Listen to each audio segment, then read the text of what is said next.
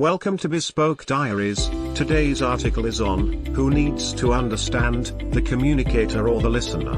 By Taranjeet Kaur, Chief Empowerment Coach, India. Communication skills are supposedly the most important skill. It is defined as a transactional process that involves exchanging ideas, information, feelings, attitudes or beliefs and impressions that the receivers can understand. There are times, even after communicating properly and the other person listening attentively, the task doesn't get done as per the expectations. Doesn't it get frustrating when people can't understand simple instructions? Whose fault is it?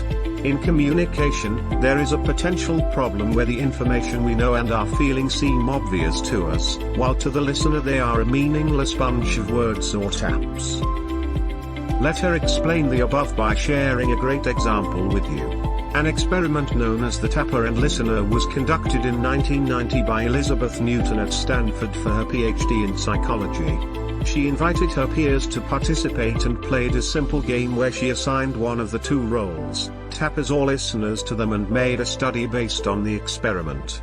In the game, each tapper was asked to pick a well-known song, such as Happy Birthday or Jingle Bells, and tap out the rhythm on a table using their fingers.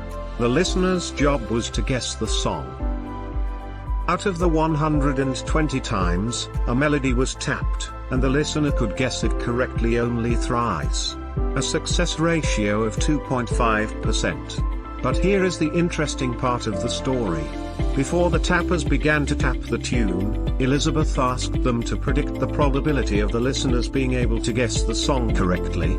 The tappers predicted a 50% chance that they would be able to get the listeners to guess the tune correctly. So, while they thought that they would be able to get the listeners to guess correctly one of the two times, the reality was that listeners could guess the tune only once in 40 attempts. Well, here's what was happening. The tappers could hear the song playing in their head clearly and were able to synchronize it with the tapping.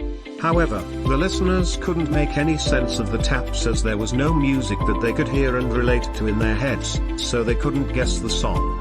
As a result, it was noticed that all of them were getting frustrated. The tappers couldn't understand why it was so difficult for the listeners to guess such a simple tune, and listeners were frustrated as they were trying hard to make sense of tap sounds.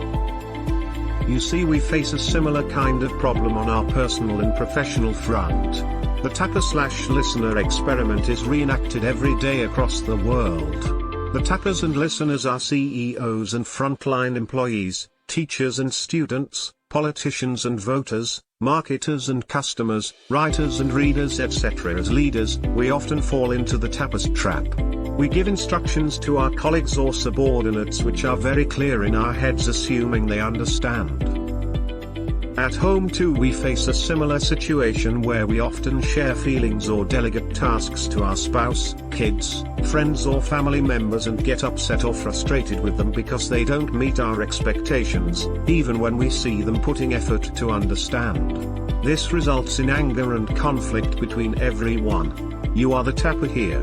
You have clarity in your head, you know what you want them to do and how, and then assume that it will be clearer to the listener as well. Few points to remember: what is obvious to you may not be obvious to the person listening to you. Don't assume, as our assumptions can hinder communication effectiveness. When the listener says he or she cannot understand what you are saying, don't lose your temper or get irritated. The clarity you have in your head as a tapper, the listener does have the same.